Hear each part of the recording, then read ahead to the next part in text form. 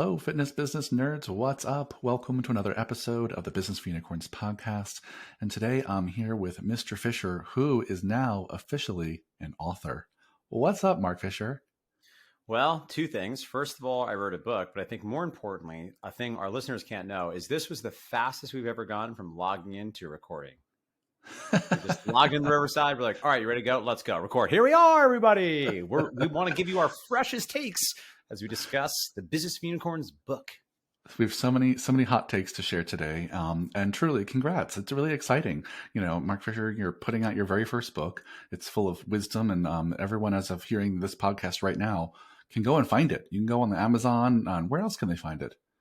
That's the main place. They can certainly go to the Business for Unicorns website, and we might want to make a note to ask Rosemary to share in the show notes. That would be a good idea. We're going to put it all the places. But as of you hearing this podcast, there's officially a book by Mark Fisher on the Amazon titled Mark Fisher's Book of Fitness Business Secrets. The full title continues to say Lessons, Stories, and True Life Shenanigans from the World's Only Multi-million-dollar Glittery Unicorn Fitness Cult. Subtle heading, my friend. Subtle. Very appropriately subtle. I'm known for my subtlety. Minimal. And so, it's really exciting because there's so much that you've written over the years in blogs and emails, and so much you've been sharing with the world through speaking. And so to have all of your wisdom consolidated in one place is so exciting. So tell people a little bit about what can they expect from this book. Yeah, I think the thing that people should know in the event you happen to be an obsessive Mark superfan, you will like it because it's all your favorite emails and blogs I've written in one place. If you are a more casual Mark superfan, you will like it because you've missed over the years many of my blogs and emails, and now you'll have them all in one place. So what that means is it's really a compendium of blog posts, articles on a number of topics related to running a gym, everything from thinking frameworks to leadership tactics to marketing strategies, from a human that is, to this day, running a gym and actually doing the thing that we're also offering coaching about and have a lot of painful experiences in, of which I can share.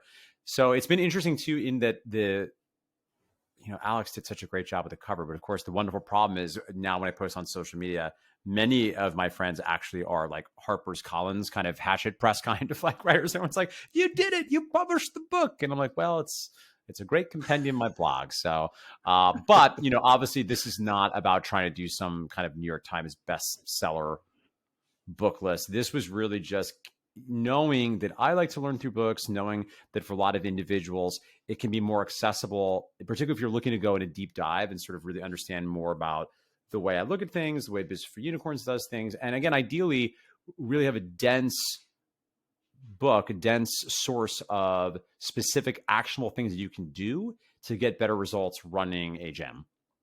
Yeah. Well, first and foremost, I think good use of the word compendium. I think it's Thank you. Great, Thank you. Great use. I don't actually know what that means. Am I using it correctly? No, it's correct, actually. Yeah, totally. Yeah, it's a collection of material all in one place. I regularly use words that I have read somewhere, usually the New York Times, I suppose, not necessarily, but usually the words I read or like in a social philosophy book, and then I somehow ingest them. And I only know them contextually, and then I use them. And I think I use them correctly 80% of the time. And then 20% of times they're a malapropism. Is that the word, malapropism? That one I can't help you with. But I also don't know how to say words properly, which is another fun We've fact. talked about that before. Maybe none of those podcasts as friends. Yeah, because you've only read it. You're like, how does someone say it? Yeah, that's a real reader's challenge. That's like my favorite. There's this meme with John Waters, who I hope our listeners know. So unfortunately, some of our listeners may not actually know who John Waters is, but if it is, you should Google him. And there's this great meme of this picture of him with this little pencil mustache. And like, if you go home with someone and they don't have books, don't fuck them. That's hilarious. that might also be the best advice we've repeated on this podcast. Yeah. I think it is good advice. Just run. And the other thing that occurs to me is that if people say words incorrectly, and I say this not to make myself feel better, but what that means in practice is there's somebody that learns through reading, right? Because the only reason you would be saying the word incorrectly is you have picked it up contextually through reading books, but you've never actually heard it said out loud. And unfortunately for me, that is a non-trivial percentage of my vocabulary. So readers, feedback me when you're like, Mark, that's not how you say prosody. Yeah, well done. I think that's a good tip for everyone. So I want to talk at some point about a little bit about just how you made the book. I think there's a lesson in there for our listeners, but I want to talk about the content first. Can you just share a little bit about of all the content that's in here? And it covers a lot of ground. Can you maybe just share like the one or two pieces of content in here that you're maybe the most proud of? Yeah, I have to say, oddly, I feel very. This is a weird thing to say for a book that is a bunch of other articles on specific topics, but the intro, weirdly, I know that for Mm. me, I think there was something about really stopping and taking stock over at the time 10 and a half years. And keep in mind, these things take a minute to do. So I wrote the intro, I think back in May at this point, and really reflecting on all the amazing and challenging things that have happened in the past 10 and a half years.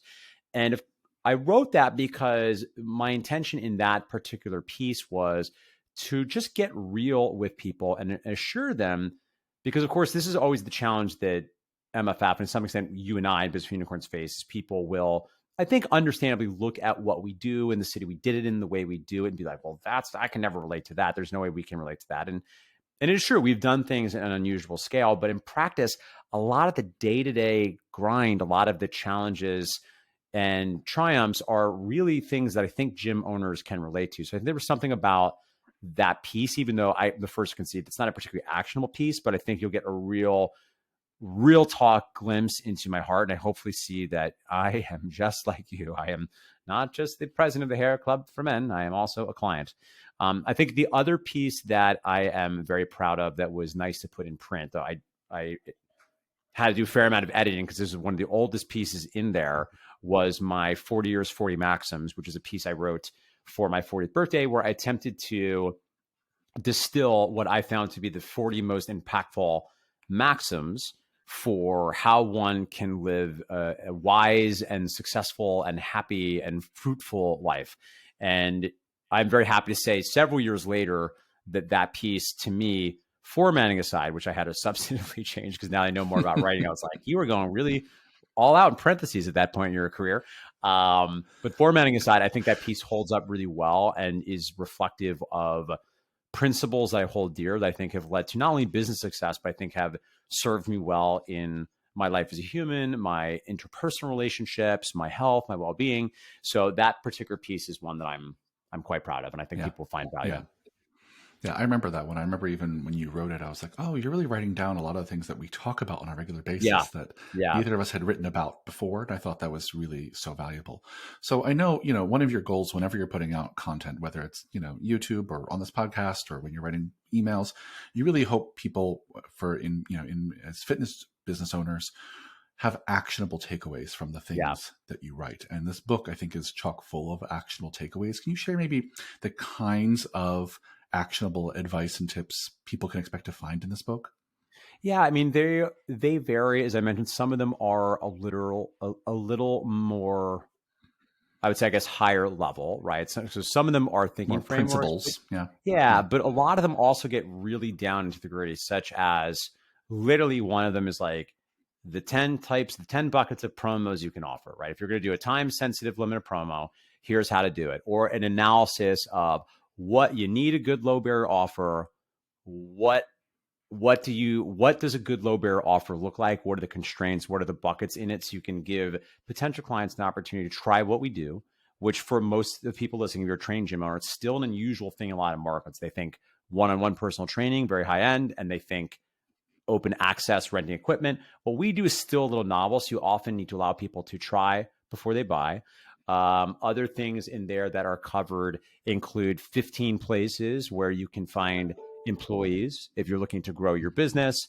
Um, I think another example in there is I think there's a number of pieces that go into specific benchmarks for the finance of your business, even as far as how many service offerings should you have, and based on what part of the country you're in, what should the average revenue be per member based on the service you offer and how many clients you're servicing in a given class or session. So I think that's kind of the stuff. And if I can offer, aside from the content in there, on a meta level, one thing you could also do and steal is, by the way, you can do this. If you too have been creating content, it wouldn't be that hard for you to find somebody on Fiverr. Now, they won't be as amazing as our amazing Craig Middleton, who's a longtime MFF team member that we contract to do this job, who does all our copy editing as just an eagle eye.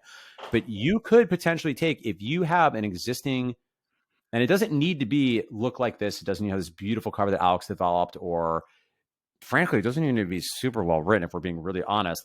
But there is something to be said for the authority of having a book, which you could leverage as well. There's something to be said for if you approach your gym with a content marketing strategy.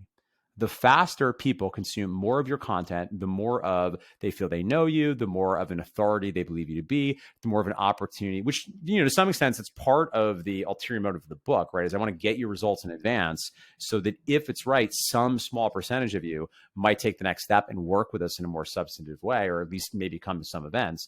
And you can apply the same thing for your training gym. Now, does it make sense for every training gym owner to write a book? Not necessarily, in the way that I'm the first to concede I have a bias towards using email marketing and text-based social media marketing as a big piece of a marketing funnel, because I do think there's something said for using value to move somebody from knowing you exist to coming to like and trust you over time. But if this is in your bailiwick or your bailiwick, I have no idea how that phrase is supposed to be, but something bailiwick, then I think you have the opportunity to do potentially the same thing. And again, similar as me, I'm not trying to get on the New York Times bestseller list. I'm not, doing the entrepreneur move where I take all my affluent friends and I put them in a headlock and I make them all buy 100 copies so I can gain the list on some specific category and then say, I'm a New York Times bestseller. You could do the same thing. The goal for you is not to have massive distribution. It's to deepen and enrich your relationship with your clients. It's to develop a relationship with prospects, and not a small part of this, help more people that this is just their preferred way of consuming information and being helped by you. Even if they never hire you, even if you never meet them, this is just one more way to get your information, your hopefully wisdom out in the world and help make the world a better place. Yeah. Well said, my friend. I think that checked a lot of boxes I wanted to get to, which is this meta conversation about, like, not only do we want to share what's in the book so you all can go get it and learn from Fisher's wisdom here, but also to show you, like, you can publish a book too, right? That can also be available to all of you and could be a useful part of your content strategy. And so I think, it seems to be easier than ever to self-publish, right? In many ways, in the same way that, we just did on Amazon, and we don't have any special access or skills and didn't cost much. And so, but I think the thing that often gets in a lot of people's way, and this will be maybe my last question for you, is how do you make time to write, right? So many people that we talk to on a regular basis, like, oh, I have trouble making content because I just don't have time. Sit down and write. And some people are slower writers and their process takes time. So, after, writing all of these emails and blogs over the years, what have you learned about what works and doesn't work for you in creating written content? I mean, the most fundamental piece for me starts really with the time management stuff, which is something we've talked a lot about around here, which is really just having the discipline to block in the time to do the things that are important, that need to happen to move the business forward. Now, again, I want to highlight, in spite of how often I talk about the importance of this, I don't know that everybody necessarily needs to do this, right? I want to concede there's probably, if you're a training gym owner, and I'm going to say something that sounds like very flippant, and I mean this with love, and you are barely literate, right? Like, you are not somebody that, you just do not like expressing yourself. And you just know, listen, some people are just not good at expressing themselves through the written word. There might be a strategy where, listen, I'm not even going to do any of it. I'm going to get a website up and I'm just going to pay ads. And I think that is perfectly fine, but you are missing one of the fishing poles, right? So if you go back to one of the most important principles of all of marketing, is you are exposed if you only have one fishing pole in the water. And there, frankly, is some scary stuff coming down the pipeline for potential legislation for Facebook and Instagram and even TikTok, which admittedly hasn't yet proliferated. This is likely to be the year where you'll see most gyms are going to start advertising on TikTok, because the real estate compared to Facebook and Instagram and even Google is relatively cheaper. So assuming that this is a thing that you are interested in, you have some interest in doing this, it really just comes down to time blocking. And the simple system, which I've shared before, but I'll share again here, is start with a list of the most common questions your clients and prospects ask and the most common pain points your clients and your prospects have. And then that's your list to get you started, and make a list of maybe 20 to 30 to start. If we're getting hyper specific, if this is all new to you and you want to start developing regular email, blog, social media, content marketing that you could potentially turn into a book at some point. I think another commonly underappreciated thing is you want to do it several weeks out in advance. So go all in and give yourself a buffer. Try to get, if you're going to email people once per week, try to get 4 in the tank. Just because life is going to happen, you're not going to be able to do one every week. Something's going to happen, your life is going to come up.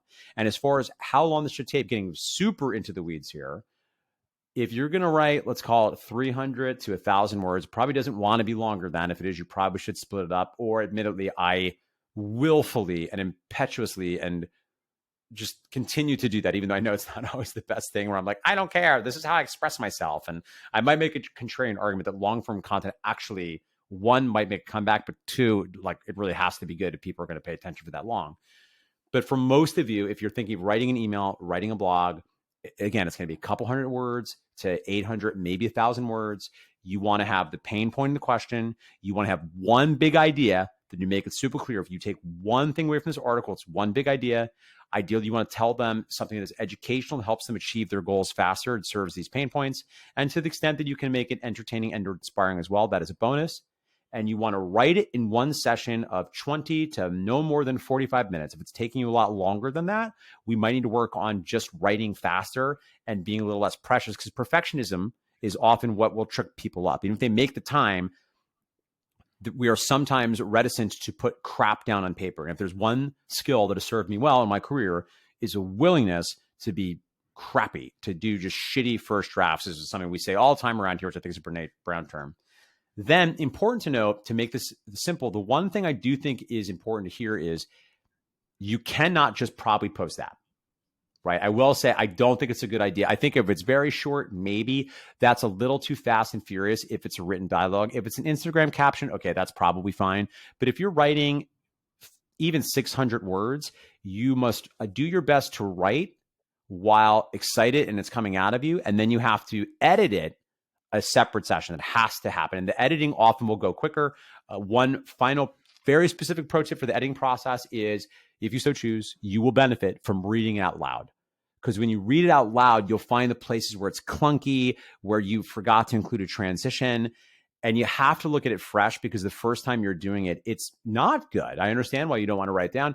You're doing very bad work. What you're writing is not good. But you'd be amazed how one other pass can carry most of the freight. Is it going to be perfectly edited? Will there be no typos? No, it's probably still could benefit from another 2 to 3 to 4. But again, you're not trying to publish a bestseller. The intention behind this is not the craft of writing in of itself. It's love if you can do that. The intention is to write something that's going to help people and be clear and be lucid and represent your brand well and build relational capital. And then in a perfect world, they sign up for you. And in a worst case scenario, you never hear from them, but you have made their life better. Yeah, amazing. I think there's a lot of takeaways in there. Let me see if I can just pull out a few highlights for our listeners to recap. I gave you no breaks for the highlights. No, that's okay. I'm going to talk for 10 minutes, and I want to know what I said afterwards. I think people can go back and re-listen if they want to get all the nuance there, because there's a lot of detail. But generally speaking, if you want to put out more written content, you got to make time for it. You got to make some blocks of time for it. You got to be cool with a shitty first draft. You got to spend a little time editing. And there's a bunch of nuance in there that I do encourage people to go listen to, in terms of, you really want to make sure that it's grounded in a problem that you're solving for people with one clear takeaway, right? And even if you just follow those things, you're on the right path. And I'll just say from my own experience, that, I don't particularly love writing. I think I'm okay at it, but there's so many tools out there that make it easier these days. I mean, even tools like Grammarly help a ton with editing. These days with some of my school writing, I actually talk through some of my shitty first drafts and just have it be translated onto the page, because I can talk more lucidly and quickly than I can write. And so if your shitty first draft needs to be a video that gets transcribed, or just an audio message, right? There's so many tools out there to help people write better and faster. And so there's really kind of less and less excuses for doing good written content. But I think there's some great takeaway there, Fisher. I know we have to pull up here, but is there anything else you want to share about the book we didn't get to talk about? I don't think so. I would just say that it would mean a lot to me if you want to check it out. We priced to sell. We're not trying to make a ton of money on this. We just want to get this information out there in the world. If you are so inspired to pick it up, that'd be amazing. If you felt inspired to leave a review, that's cool too. But what I would most be excited about is that if this is something you feel called to do, that you get this information in your hands, and then you are able to take action, right? Because again, that's the main reason it's out there in the world. And if you are able to do that and you want to shoot me an email, well, much like a golden Labrador, I'm happy when I feel like I'm being useful. So that would make my whole day to hear from you. You can shoot me an email at mark@businessunicorns.com. And I would say briefly, if anybody's interested in that gentle dipping our toe into the deep waters of what email marketing is, we're thrilled to say we are working on what we believe will be one of the most comprehensive courses on marketing for training gym owners. We're really excited about this. We have a number of new tools we're rolling out, and one of them will be a very specific playbook that will help you show step by step exactly what needs to happen to get started with email marketing, to up level if you are already doing it, and really have some advanced strategies that will just really compound and get you even better returns, where we're going to show you exactly what to do based on your level of interest, your gym, how much time you have to get started and get that important pillar in the water. Because I'm if nothing else, this book is yet another great example of the power of creating these assets that you can use forever and ever. Yeah. Well said. Yeah. So keep your ears and eyes peeled for that, my friends. New course will be coming out soon. But right now, as you're listening to this, go to businessunicorns.com or amazon.com, search for Mark Fisher's book of fitness business secrets. Go get it. Leave us a 5-star review. And then while you're at it, leave us a review for this podcast and shoot Mark an email, mark@businessunicorns.com, and let him know what you think about the book. If you have any ideas for what we should talk about next in this podcast, email me, michael@businessunicorns.com. And thanks for this great conversation, Fisher, and congrats again on the book. Thanks so much. See you all in the next one. Bye.